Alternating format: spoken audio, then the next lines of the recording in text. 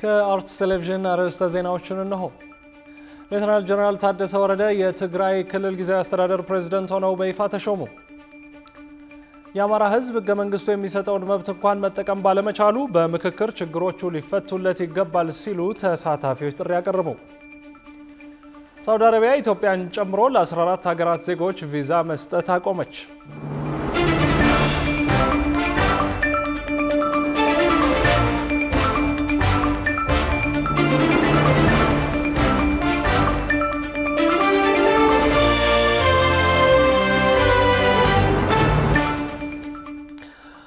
ክቡራን ተመልካቾቻችን እንደምን አላችሁ? ይህ የአፍሪካን ህዳሴ ለማብሰር ከፍ ያለ ዓላማን ይዘው በ24 ሰዓታት ስርጭት ወደ እናንተ የሚደርሰው የአርትስ ቴሌቪዥን የዜና ሰዓት ነው። ከ120 ሚሊዮን በላይ ዜጎች ያሏት ሀገራችንና በሰባት አህጉራት የተከፋፈለችው ዓለማችን እንዴት ዋለች፣ እንዴት ተሳደረች የሚለውን ወደ እናንተ ልናደርስ መተናል። ዜናዎቹን ወደ እናንተ የማደርሰው ደግሞ የአብስራ ገዛኝ ነኝ። አብራችሁን ቆዩ። ወደ ቀዳሚ ዜናችን ስናልፍ ሌተናል ጀነራል ታደሰ ወረደ የትግራይ ክልል ጊዜያዊ አስተዳደር ፕሬዝዳንት ሆነው በይፋ ተሾሙ። ባለፉት 2 ዓመታት የትግራይ ክልልን በጊዜያዊ ፕሬዝዳንትነት ሲመሩ የቆዩት አቶ ጌታቸው ረዳ ምስጋና ቀርቦላቸው ተሰናብተዋል። ዮርዳኖስ አበበ ተጨማሪ አላት። በፌደራል መንግስትና በትግራይ ኃይሎች መካከል ለ2 ዓመት የዘለቀው አስከፊ ጦርነት በአፍሪካ ህብረት ዋነኛ አደራዳሪነት በደቡብ አፍሪካዋ ፕሪቶሪያ ከተማ የተፈረመው የሰላም ስምምነት ለክልሉ ህዝብ ጭላንጭል የሰላም ተስፋ የጫረ እንደነበር ይታወሳል። የሰላም ስምምነቱን ተከትሎ በትግራይ ክልል ጊዜያዊ አስተዳደር መቋቋሙ በክልሉ መንግስታዊ አገልግሎቶች ዳግም ወደ ስራ እንዲመለሱ፣ የከተማ ውስጥ እንቅስቃሴ እንዲሁም የኑሮ ውድነቱ በመጠኑም ቢሆን መሻሻሎችን እንዲያሳይ በር መክፈቱን ምንጮች ሲገልጹ ተስተውሏል። ህወሓትም ከሽብር ዝርዝር ውስጥ እንዲነሳ ተደርጎ በክልሉ የሚንቀሳቀሱ የተለያዩ የፖለቲካ ኃይሎችን ውክልና እንዲያረጋግጥ፣ አካታች የሆነ አስተዳደርን በማዋቀር የክልሉን አስፈጻሚ አካል የመምራትና የማስተባበር ተግባር እንዲያከናውን በሚል ጠቅላይ ሚኒስትር አብይ አህመድ የህወሓት ቃል አቀባይና የትግራይ ክልል ፕሬዝዳንት አማካሪ የነበሩትን አቶ ጌታቸው ረዳን የትግራይ ክልል ጊዜያዊ አስተዳደር ፕሬዝዳንት አድርገው መሾማቸው በክልሉ ውስጥ የነበሩ መሰረታዊ ችግሮችን ይቀርፋል ተብሎ የታመነበት ነበር። ሆኖም ግን ጊዜያዊ አስተዳደሩ የመጣበትን ዓላማ መስመር ሳያሲዝና ክልሉ ዳግም ሳያንሰራራ የትግራይ ፖለቲካ ብዙም ሳይቆይ በህወሓት አመራሮች መካከል በተፈጠረው አለመግባባት ክፍፍል በመፈጠሩ የክልሉ አጀንዳ የስልጣን ቅሚያ ተኮር ወደ ሆነ እንቅስቃሴ ሲያመራ ሰንብቷል። በተለይ ለወራት በጊዜያዊ አስተዳደሩና በህወሓት ሊቀመንበር መካከል ሲመላለስ በቆየው የመግለጫ ሰጣ ገባ ክልሉ ምን ያክል አጣብቂኝ ውስጥ እንዳለ ብዙዎች የተረዱበትና ነዋሪውም የደህንነት ስጋቱ ከዕለት ወደ ዕለት ያሻቀበበት እንደነበር ከሚወጡ መረጃዎች መረዳት ይቻላል። በእነዚህ አመራሮች መካከል የተፈጠረውን የፖለቲካ ጡዘት ለማብረድ የክልሉ የሃይማኖት አባቶችን ጨምሮ ሌሎች ጉዳዩ ይመለከተኛል የሚሉ አካላት ጣልቃ በመግባት ለማሸማገል ቢሞክሩም ጥረታቸው ሳይሳካ ቀርቶ የጊዜያዊ አስተዳደሩና በዶክተር ደብረጽዮን የሚመራው የህወሓት ክንፍ መካከል የነበረው አለመግባባት ተካሮ ቀጥሎም ነበር። የፌደራል መንግስትም ቢሆን የትግራይ አመራሮች እየሄዱበት ያለውን የተሳሳተ መንገድ ትተው የእነሱን እገዛ የሚፈልገውን የትግራይ ህዝብ ጥያቄ እንዲመልሱለትና ክልሉን በሰላም ማስተዳደር እንዲችሉ ከአመራሮቹ ጋር ተደጋጋሚ ውይይቶች ቢደረጉም በመሰረታዊነት ችግሩ መቀረፍ ሳይችል ቆይቷል። በተለዋዋጭነት ቀጥሎ የሰነበተውና ብዙ የተባለበት የትግራይ ፖለቲካ ከሰሞኑ ደግሞ አዳዲስ ለውጦችን እያስተናገደ ይገኛል። የኢፌዴሪ ጠቅላይ ሚኒስትር አብይ አህመድ ከ2 ሳምንታት በፊት በማህበራዊ ትስስር ገጻቸው በትግረኛ ባሰፈሩት ጽሁፍ የትግራይ ጊዜያዊ አስተዳደር የ2 ዓመት የስልጣን ዘመን ማብቃቱን ጠቁመው ነገር ግን ጊዜያዊ አስተዳደሩ በ2 ዓመት ቆይታቸው ሊሰራቸው ይገቡ የነበሩ ቁልፍ ተግባራቶችን በወቅቱ ማከናወን እንዳልቻሉም ገልጸው ነበር። ይህን የጠቅላይ ሚኒስትሩን መልእክት ተከትሎ የፌዴራል መንግስት በክልል ጣልቃ የሚገባበትን ስርዓት የሚደነግገው አዋጅ መጋቢት 23 ቀን 2017 ዓ.ም በህዝብ ተወካዮች ምክር ቤት ሲጸድቅ የስልጣን ዘመኑ የተጠናቀቀው የትግራይ ክልል ጊዜያዊ አስተዳደር የስልጣን ዘመንም ለተጨማሪ 1 ዓመት እንዲራዘም ወስኗል። ነገር ግን የጊዜያዊ አስተዳደሩ የስልጣን ዘመን ለአንድ ተጨማሪ ዓመት የተራዘመ ቢሆንም ትግራይን በጊዜያዊ አስተዳደር ፕሬዝዳንትነት ሲያስተዳድሩ የነበሩት አቶ ጌታቸው ረዳ ቦታቸውን ይዘው ሳይቀጥሉ ቀርተዋል። በትላንትናው ዕለት በኢፌዴሪ ጠቅላይ ሚኒስትር ምስጋና ቀርቦላቸው የተሰናበቱት አቶ ጌታቸው በክልሉ የተገኘው ሰላም እንዲጸና ለነበራቸው ከፍተኛ ጥንቃቄና አመራር ከፌዴራል መንግስት እውቅና እንደሚሰጣቸውም ጠቅላይ ሚኒስትሩ ባሰፈሩት ጽሑፍ ገልጸዋል። ከዚሁ የስልጣን ሽግግር ጋር ተያይዞም በጠቅላይ ሚኒስትር አብይ አህመድ ባለፉት ላለፉት 2 ዓመታት በትግራይ የነበሩ ደካማና ጠንካራ ጎኖችን የሚገነዘቡ ሰው ናቸው የተባሉት ሌተናል ጀነራል ታደሰ ወረደ የትግራይ ክልል ጊዜያዊ አስተዳደር ርዕሰ መስተዳደር ሆነው ተሹመዋል። አቶ ጌታቸውን ተክተው ክልሉ በጊዜያዊ አስተዳደርነት በሚቆይበት 1 ዓመት ውስጥ የሚጠበቅባቸውን ኃላፊነት በአግባቡ ይወጣሉ ተብለው እምነት ይጣለባቸው ሌተናል ጀነራል ታደሰ ወረደ በዛሬው ዕለት የተፈናቀሉ ዜጎችን ወደ ቀያቸው የመመለስ ሂደት እንዲጠናቀቅ ማድረግን ጨምሮ ሌሎች 8 የትግራይ ክልል አካታች ጊዜያዊ አስተዳደር የተልዕኮ አፈጻጸም የቃል ኪዳን ሰነድን ፈርመው ኃላፊነቱን በይፋ ተረክበዋል። ከፕሪቶሪያው የሰላም ስምምነት በኋላ የትግራይ ክልል ጊዜያዊ አስተዳደርን በፕሬዝዳንትነት ሲመሩ የቆዩት አቶ ጌታቸው ረዳ ቀጣይ የፖለቲካ ተሳትፏቸው ወደ ፌዴራል መንግስት መጥተው ሌላ ኃላፊነት ይረከቡ ወይንም በጠቅላይ ሚኒስትር አብይ እንደተገለጸው በክልሉ ጉዳይ ላይ በቅርበት መስራታቸውን ይቀጥላሉ አሊያም ወደ ግል ጉዳያቸው ያተኩራሉ የሚለው ጉዳይ በቀጣይ የሚጠበቅ ነው። የአማራ ህዝብ ህገ መንግስቱ የሚሰጠውን መብት እንኳን መጠቀም ባለመቻሉ በምክክር ችግሮቹ ሊፈቱለት ይገባል ሲሉ ተሳታፊዎች ጥሪ ያቀረቡ። በአማራ ክልል እየተካሄደ ባለው የአጀንዳ ማሰባሰብ ተሳታፊዎች ወኪሎቻቸውን የመምረጥ ሂደት ላይ መድረሳቸውም ታውቋል። ብዙነህ እንዳለ ከቦታው ዝርዝር ዘገባ አዘጋጅቷል። በባህር ዳር ከተማ እየተካሄደ ያለው የአማራ ክልል የህብረተሰብ ክፍሎች ወኪሎች የአጀንዳ ማሰባሰብ የምክክር ምዕራፍ ዛሬም ቀጥሎ እየተደረገ ነው። በዛሬው ዕለት ተሳታፊዎች በክልሉ የባለድርሻ አካላት መድረክና በሀገር አቀፍ የምክክር ጉባኤ የሚወክሏቸውን በመምረጥ አሳልፈዋል። በዚህ የምርጫ ሂደት ከአማራ ክልል ወረዳዎች 10 የማህበረሰብ መሰረቶችን ወክለው አጀንዳ የሚያጠናቅሩ 270 ተወካዮች እንደሚመረጡ ይጠበቃል። የሚመረጡ የወረዳ የህብረተሰብ ክፍል ተወካዮችም በመጪው ሐሙስ ሚያዝያ 2 ቀን 2017 ዓ.ም በሚጀምረው የባለድርሻ አካላት የምክክር መድረክ የሚሳተፉ ይሆናል። ከደብረ ብርሃን ከተማ ለዚህ ውይይት ባህር ዳር የተገኙት አቶ አርጋው ዘለቀ ከመጡበት አካባቢ ጥያቄዎችን ይዘው እንደመጡ ገልጸው የአማራ ህዝብ ህገ መንግስቱ የሰጠውን መብት እንኳን መጠቀም አልቻለም፣ በዚህ ምክክር ይህን ለመቀየር እንደተዘጋጁም ገልጸዋል። ህብረተሰቡ የሚያነሳው ምንድነው? አሁንም በነጻነት ከቦታ ቦታ ተዘዋውሮ ሀብት የማፍራት በነጻነት ከሀገር ወደ ሀገር የሚሄድ ችግር ገጥሞናል። ስለዚህ ብሔርተኝነት የተስፋፋበት ነው። አሁን ይሄን ችግር መፈታት አለበት።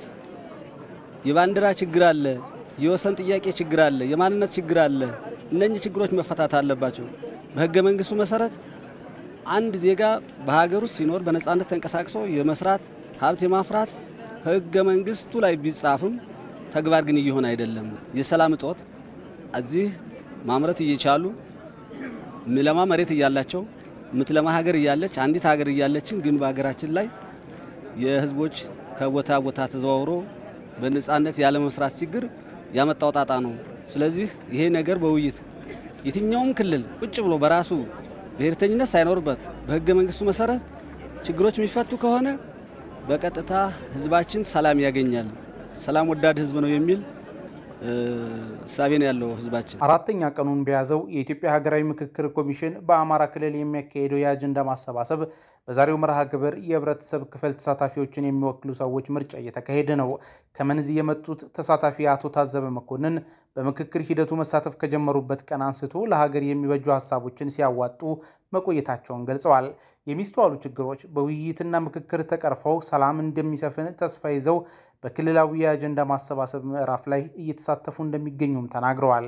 ብዙ ነገሮችን እየተወያየን ነው። እነዛ ችግሮች በትክክል ቢፈቱ ያዋጣሉና ወደ መፍትሄ ወስደናል ብለን ያሰብናቸው ችግሮች አንደኛ የማንነት የአብዛኛው ሰው ጥያቄ የማንነት ጉዳይ አለ።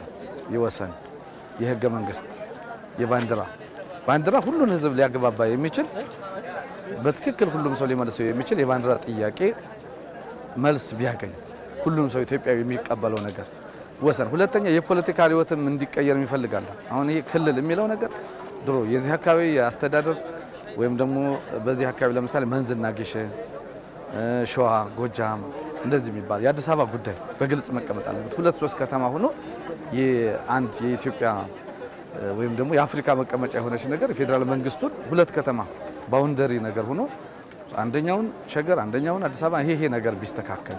ተሳታፊዎቹ በድፍረትና በነጻነት ለሰላም ከመከሩ ምክክሩ እንደሚሳካም ተስፋ እንዳላቸውም ገልጸዋል። እኔ አሁን ከፍተኛ የሆነ ጉጉት ያለው ህዝቡም ሆነኛ ተመካክሮና ተነጋግሮ የፈቱት ነገር ዘለቄታዊ መፍትሄ ነው ተብሎ የሚታሰብ ነገር ስለሆነምና መጨረሻውም የነገሮች ሁሉ መጨረሻ ችግሮችን በውይይት መፍታት ነው። በውይይት የሚፈታ ነገር ዘለቄታዊ ነገር ይኖራል ተብሎ ይታሰባል። ህብረተሰባችንም ምንም እንኳን ችግርም ቢኖር የመልካም አስተዳደር የተለያየ ችግር ቢኖር የፖለቲካ ችግርም ቢኖር ኖሮ ቁጭ ብሎ ተቀራርቦና ተነጋግሮ ችግሮችን በሐሳብ የበላይነት መፍታት አስፈላጊና ወሳኝ ነው ተብሎ ይታመናል። እኔም በዚህ ትልቅ ተስፋ ጥየበታለሁ። ህዝቡ ቁርጠኛ የሆነ እውነተኛ የሆነ ስታሁን በቆየበት ሰላም ማጣት በብዙ ሁኔታ ብዙ ሰላም ያጣበት ሁኔታ ነው ያለው። ስለዚህ በድፍረት ማለት ነው ያለ መወሻሸት እየተጎዳ ያለ የክልሉ ህዝብ ነው ክልሉ ነው። ከመሰል ከተሞች አሁን ባህር ዳር እንኳን ብናይ ብዙ ያጣቸው ነገሮች አሉ አሁን ወቅታው ላይ ማለት ነው። ስለዚህ ህዝቡ በትክክል በሚባለውና በእውነተኛ ውስጡን ሳይደብቅ ሳይሸፍን ሌላ ነገሮችን ሳይደብቅ ከሄደ 100% ይሳካል ብዬ አምናለሁ እኔ በግሌ ማለት ነው። ዛሬ በአጀንዳ ልየታው አራተኛ ቀን ውሎ ለሀገራዊ ምክክሩ የሚሳተፉ እጩ ተወካዮች በጥቆማ መመረጣቸውም ታውቋል። እጩዎቹ ራሳቸውንና ሐሳባቸውን በመድረኩ ካስተዋወቁ በኋላ የመጨረሻ ተሳታፊዎች ደግሞ በካርድ እንደሚመረጡ ነግረውናል። ምርጫው ፍጹም ዲሞክራሲያዊና ነፃና ገለልተኛ ስለመሆኑም ጠቁመዋል። ሳውዲ አረቢያ ኢትዮጵያን ጨምሮ ለ14 ሀገራት ዜጎች ቪዛ መስጠት አቆመች። አገሪቱ እርምጃውን የወሰደችው ለመጪው የሐጅ ወቅት የጉዞ ፍሰትን በተሻለ ለመቆጣጠር በማሰብ እንደሆነ ገልፍ ኒውስ ዘግቧል። ኤዶም አስመላሽ ጉዳዩን በዝርዝር ይዘዋለች። ሳውዲ አረቢያ ለቢዝነስ ኡምራና ቤተሰብ ጉብኝት የሚሰጡ ቪዛዎችን ኢትዮጵያን ጨምሮ ለ14 ሀገራቶች የሐጂ ወቅት እስከሚጠናቀቅ ድረስ በጊዜያዊነት ቪዛ መስጠት ማቆሟን አስታውቃለች። በወጣው መረጃ ውሳኔው የተላለፈው በሐጂ ጉዞ ወቅት የሚፈጠረውን ከመጠን በላይ የሰው መጨናነቅን ከመቅረፍና ሰላምና ጸጥታን ከማስጠበቅ አኳያ ብቻ መሆኑን ገልጿል። ቪዛ የተከለከሉት ሀገራት ዝርዝርም ኢትዮጵያ፣ ህንድ፣ ግብጽ፣ አልጄሪያ፣ ባንግላዴሽ፣ ኢራቅ፣ ሞሮኮ፣ ጆርዳን፣ ኢንዶኔዥያ፣ ናይጄሪያ፣ ፓኪስታን፣ ሱዳን፣ ቱኒዚያና የመን ናቸው። የተዘረዘሩት ሀገራት ዜጎች በአብዛኛው ህጋዊ ባልሆነ መንገድ የገቡና ከተፈቀደላቸው ጊዜ በላይ ሳያሳውቁ የሐጂ ጉዞ ላይ በመቆየት የመንግስትን የኮታ ሲስተም የተላለፉ መሆኑን የሳውዲ መንግስት ባለስልጣን አስታውቋል። በተጨማሪም ባሳለፍነው ዓመት በተከናወነው የሐጂ ጉዞ ላይ በነበረው ከመጠን በላይ የሰው መጨናነቅ የፈጠረው ሙቀት የ1200 ሰዎች ህይወት ማለፉን ምንጮች ጠቅሰዋል። ከዚህም ባሻገር በዚህ ወቅት እንደ ትራንስፖርት፣ የጤና ተቋማት፣ የማረፊያ ቦታዎች ያሉ መሰረታዊ ፍላጎቶች መጨናነቅና እጥረት ለመቅረፍ የተወሰነው ውሳኔ ትልቅ አስተዋጽኦ እንደሚኖረው ተገልጿል። የሳውዲ የሐጂና ኡምራ ሚኒስቴር እንደገለጸው ከሆነ ይህ ውሳኔ የተላለፈው ደህንነቱ የተጠበቀና በተሻለ ሁኔታ የተዋቀረ የሐጂ ጉዞን ከማስጠበቅ ውጪ በምንም አይነት ከዲፕሎማሲ ጋር እንደማያያዝ በአጽንኦት ገልጿል። ይህንንም አስመልክቶ የተላለፈው ውሳኔ የዲፕሎማሲ ቪዛን፣ የመኖሪያ ፍቃድና ልዩ ሐጂ ቪዛን አይመለከትም ሲል አሳውቋል። የቪዛ መከልከል ውሳኔ የሚጸድቀውም ከሰኔ 2017 ዓ.ም ጀምሮ ሲሆን በጊዜያዊነት ለአንድ ዓመት ከሁለት ጊዜ በላይ መግቢያ ቪዛ እንደማይሰጥ መግለጹን አስከትሎ የሳውዲ መንግስት ባለስልጣን ማንኛውም ግለሰብ ያለ ፍቃድ ወይንም ጊዜው ያለፈበት ፍቃድ በሐጂ ጉዞ ውስጥ ይዞ ከተገኘ ለ5 ዓመት ዳግመኛ ወደ ሀገሪቱ ከመግባት እንደሚታገድ ደንግጓል። እስራኤል ተወካዩዋ ከአፍሪካ ህብረት ስብሰባ በግዳጅ እንዲወጡ በመደረጋቸው ዲፕሎማሲያዊ እርምጃ እንደምትወስድ አስታወቀች። በኢትዮጵያ የእስራኤል አምባሳደር የሆኑት አብርሃም ንጉሴ የሩዋንዳውን የዘር ጭፍጨፋ ለማሰብ የአፍሪካ ህብረት ካዘጋጀው ስብሰባ ተገደው እንዲወጡ መደረጋቸውን እስራኤል ተቃውማለች። ጽዮን ላይኩን ዝርዝር አላት። እስራኤል ከሐማስ ጋር በጋዛ በምታደርገው ጦርነት ሳቢያ ተቃርኗት የቆመው አፍሪካ ህብረት ለሁለተኛ ጊዜ ዲፕሎማቷን ከተጋበዙበት መድረክ እንዲወጡ በማድረግ አሳይቷል። እስራኤል በዚህ ውሳኔ ህብረቱና ኮሚሽነሩን ስትቃወም፣ ሐማስ በበኩሉ የድፍረት ውሳኔ በሚል አሞካሽቷል። አልፎም የዓለም መድረኮች ይህንን ተግባር እንዲከተሉ መልእክት አስተላልፏል። በ2023 በአዲስ አበባ በተካሄደው የአፍሪካ ህብረት ጉባኤ እንዲሁም ሰኞ ዕለት የአፍሪካ ህብረት ባዘጋጀው የ1994ቱን የሩዋንዳ ቱትሲዎችን የዘር ጭፍጨፋ በሚዘክር ስብሰባ ላይ እስራኤልን ወክለው የተገኙ ዲፕሎማት ከስብስቡ ለቀው እንዲወጡ ተገደዋል። በሩዋንዳ የቱትሲዎች የዘር ጭፍጨፋ 31ኛ ዓመት መታሰቢያ ላይ የተገኙት በኢትዮጵያ የእስራኤል አምባሳደር የሆኑት አብርሃም ንጉሴ እስራኤል ከፈረንጆቹ 2021 ጀምሮ በታዛቢነት በምትሳተፍበት ስብሰባ ላይ ተጋብዘው ከተገኙ በኋላ የህብረቱ አባል ሀገራት አምባሳደሩ መገኘታቸውን በመቃወማቸው ከስብሰባው ለቀው እንዲወጡ ተገደዋል። ይህንን ተከትሎ መግለጫ የወጣው የእስራኤል ውጭ ጉዳይ ሚኒስቴር ድርጊቱ የዘር ጭፍጨፋ የደረሰባቸውን የሩዋንዳ የሩዋንዳ ቱትሲዎችን መታሰቢያ ክብር ያልሰጠ ተቀባይነት የሌለውና የሩዋንዳና አይሁድ ህዝቦችን ታሪክ ግምት ውስጥ ያላስገባ ነው በማለት ተችተዋል። የእስራኤል ውጭ ጉዳይ ሚኒስቴር መግለጫ የአፍሪካ ህብረት ኮሚሽን ሊቀመንበር የሆኑት መሐመድ የሱፍ በሩዋንዳው የቱትሲ ጭፍጨፋ ሰለባዎችን ለማሰብ በተዘጋጀና በአዲስ አበባ የሚገኙ የእስራኤል አምባሳደር በተጋበዙበት ዝግጅት ላይ ጸረ እስራኤል አቋም አራምደዋል ሲልም ከሷል። የአፍሪካ ህብረት ከዚህ ቀደም ደቡብ አፍሪካ እስራኤል በጋዛ ንጹሃን ላይ የዘር ማጥፋት እያካሄደች እንደሆነ ባቀረበችው ክስ ላይ በዓለም አቀፉ ፍርድ ቤት ወይንም ICJ ከደቡብ አፍሪካ ጎን መቆሙ ይታወሳል። ይህ የህብረቱ እንቅስቃሴ ያስቆጣት እስራኤል የቱትሲ የዘር ማጥፋት በሚታሰብበት መድረክ ላይ ዲፕሎማቷ እንዲወጡ መደረጋቸው ደግሞ ዲፕሎማሲያዊ እርምጃ እንድትወስድ እንደሚያስገድዳት አስታውቃለች። ክቡራትና ክቡራን ከአርትስ ዜናዎች ጋር አብራችሁ ስላላችሁ አርትስ ቴሌቪዥን ያመሰግናችኋል። ማንኛውም አይነት የዜናም ሆነ ሌሎች ጥቆማዎችና አስተያየቶች ቢኖራችሁ በአጭር የጽሁፍ መልእክት መቀበያ ቁጥራችን 6121 ላይ ብታደርሱን ተቀብለን ወደ እናንተ እናደርሳለን። አሁን ደግሞ የዕለቱን ዋነኛ ጉዳይ እናስታውሳችሁና እንመለሳለን። ሌተናል ጀነራል ታደሰ ወረደ የትግራይ ክልል ጊዜያዊ አስተዳደር ፕሬዝዳንት ሆነው በይፋ ተሾሙ። ከቆይታ በኋላ የዓለማችን ቢሊዮነሮች ታይቶ በማይታወቅ መጠን 3028 መድረሳቸው ተነግሯል። ይጠብቁን። በህፃናት ላይ አካላዊ ጥቃትና የእገታ ወንጀል በሚፈጽሙ ግለሰቦችና ቡድኖች ላይ 88 ክሶች መመስረታቸው ተገለጸ። ባለፉት 8 ወራት ውስጥ በህፃናት ላይ አካላዊ ጥቃት፣ እገታና የስርቆት ወንጀል ሲፈጽሙ የተገኙትን ወደ ህግ በማቅረብ በአጠቃላይ 88 ሰዎች ላይ ክስ መመስረቱን የአዲስ አበባ ፍትህ ቢሮ አስታውቋል። ሮሃ ግርማ ተጨማሪ አላት።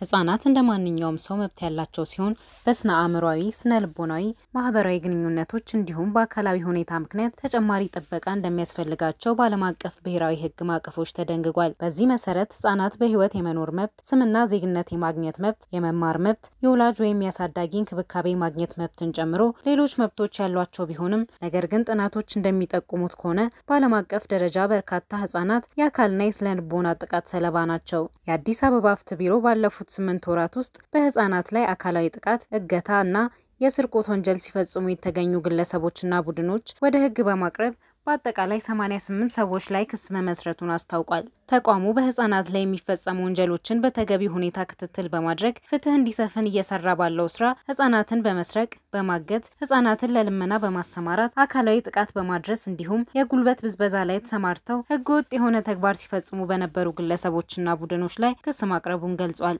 ከክሶቹ ውስጥም 83ቱ በአካላዊ ጥቃት ላይ ማለትም ድብደባና መሰል ድርጊቶች፣ 5ቱ ህፃናትን ለልመና በማሰማራት እንዲሁም 3ቱ ክሶች በእገታና በጉልበት ብዝበዛ መቅረባቸው ተገልጿል። ተቋሙ ህብረተሰቡ ህገወጥ ግለሰቦችና ቡድኖች ላይ ጥቆማ በማድረግ ወደ ህግ እንዲቀርቡ ትብብር እንዲያደርግና ይህንን ወንጀል ለመከላከልም ከጸጥታ አካላት ጋር በጋራ እንዲሰራ ጥሪ ቀርቧል። አሁን ደግሞ በየዕለቱ እንደምናደርገው በጣቢያችን ከሚተላለፉ የተወዳጅ መሰናዶዎች መካከል ያንዱን ቅንጭብ እናስመልክታችሁ። ፓራዚም ስናነሳ ብዙ ሰዎች የሚሉት ነገር አለና እስኪ ስለማስቀህ የሆነ ነገር በለለ ምንድነው የምታደርገው? ያው ብዙ ጊዜ እንትኑን ያው እንደ ብራንድ ነው፣ ፐርሰናል ብራንዲንግ ነው ኢትዮ ፓፓራዚ። ኪማ ፒክቸርስ ደግሞ ድርጅቱ ነው። ያው ኢትዮ ፓፓራዚ ኪማ ፒክቸርስን ለማስተዋወቅ አንድ ክሬት ያደረኩት ካራክተር በቃ ሰው ከማስቸገር ብዬ ካራክተሩን እንትን ያልኩት ነውና ያን ያለው ክፍያ አያስቸግረኝም። በፈለኩት ሰዓት እጠራዋለሁ። በኪማ ፒክቸርስን በደንብ ያስተዋውቅልኛል። ያን ያህል ይሄ ወይ እኔ አክተር አይደለው ወይ እንትን አይደለው።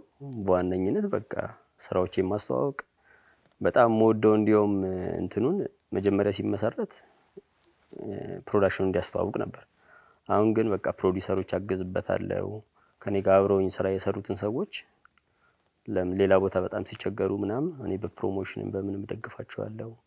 ብዙ ነገር በቃ ብዙ ስራ ሰራበታለሁና ያን ያህል እኔ ይሄ ፊቴን እንትን ማለቱ ምናምን ያን ያህል ፈልገው ምን ያን ቲክቶከርም ስላልሆንኩ ወይም ደግሞ አንድ የቆመ ድርጅት ስላለ ኪማ ፒክቸርስ በስራዬም ደግሞ ሙሉ ቢዚ ስለሆንኩኝ የሆነ ላፊ የምፈልገውም ነገር ስለሌለ ያን ያህል ደግሞ ይሄ የሾው ሰው ምናምን ስላልሆንኩ በቃ አሁን በመደበቅ ውስጥ በጣም ደስተኛ ነኝ።